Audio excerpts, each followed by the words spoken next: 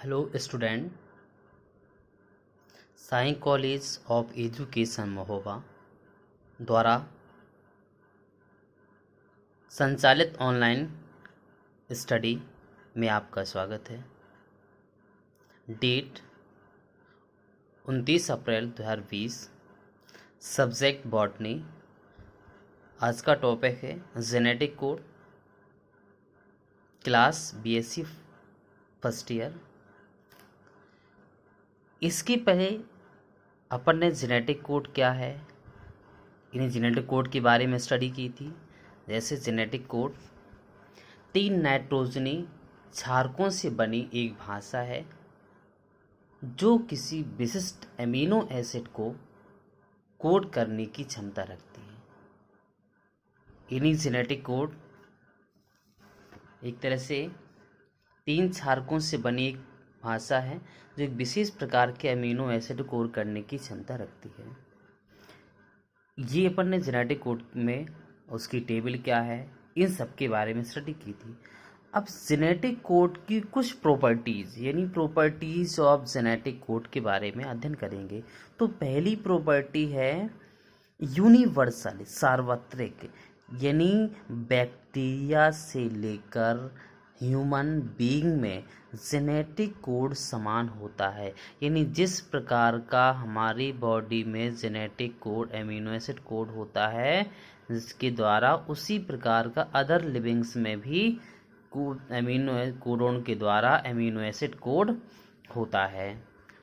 दूसरी प्रॉपर्टीज है genetic code comma less, यानी कॉमा विहीन, यानी कहा जेनेटिक कोड में कोई भी पंक्चुएशन यूज नहीं होता।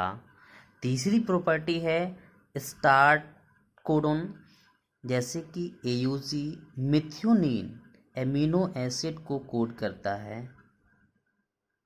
तो इन्हें स्टार्ट कोडोन भी कहते हैं इसी को। और ये इसके साथ साथ ये मिथ्योनिन एमिनो एसिड कोड करता है।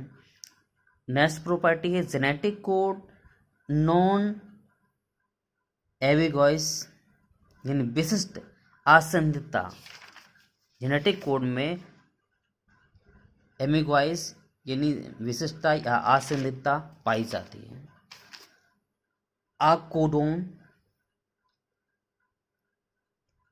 Codon codes a particular amino acid, only एक कोडोन एक एमिनो एसिड को ही कोड करता है।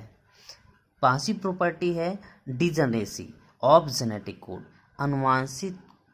अनुवांशिक कोड की अपास्ता, यानी एमिनो एसिड की अपास्ता। One amino acid may be code by more than one codons, यानी कह सकते एक एमिनो एसिड एक से ज़्यादा कोडॉन द्वारा कोड हो सकता है। कुछ लेकिन जैसे अपने 60 कोडॉन होते हैं तो डिफरेंट कोडॉन्स के द्वारा कोड होते हैं। तो इसके साथ कुछ अपवाद, जैसे कहा जाए ट्रिप्टोफैन और मिथ्योनिन एक ऐसे अमीनो एसिड हैं क्योंकि ये दोनों एमिनो एसिड एक ही कोडॉन को एक ही कोड के द्वारा कोड होते हैं। यानी दोनों ये, क्योंकि ये दोनों एमिनो एसिड एक ऐसे एसिड हैं जो एक ही कोडॉन के द्वारा कोड होते हैं, इन पर यह प्रॉपर्टी लागू नहीं होती। यानी कहा जाए डिजनरेसी ऑफ जेनेटिक कोड की जो प्रॉपर्टी है वो इन दो एमिनो एसिड पर लागू नहीं होती, इन पर जेनेटिक कोड की अपास्ता का नियम लागू नहीं होते कह सकते। नेक्स्ट प्रॉपर्टी है जेनेटिक कोड ट्रिपलेट होता है। जेनेटिक कोड कैसा ट्रिपलेट होता है? जेनेटिक कोड प्लेट होता है। इसकी next property Bubli base. Bubli base मतलब क्या होता है? एक कोडॉन में थर्ड बेस, मतलब एक कोडॉन में जो थर्ड बेस होता है, ये थर्ड बेस होता है, उसे बुबली बेस कहते हैं। बुबली बेस का मतलब है क्या?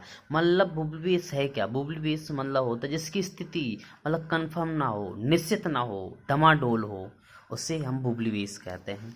इसे यहाँ जाए U U U U U U C U U A U U G, तो यानी दो तो यहाँ पे एमिनो एसिड सेम है, तीसरा जो क्षार है वो क्या डिफरेंस है, यानी यही से क्या होता है डिफरेंट टाइप के एमिनो एसिड कोड होते हैं, तो डिफरेंट टाइप का है वो।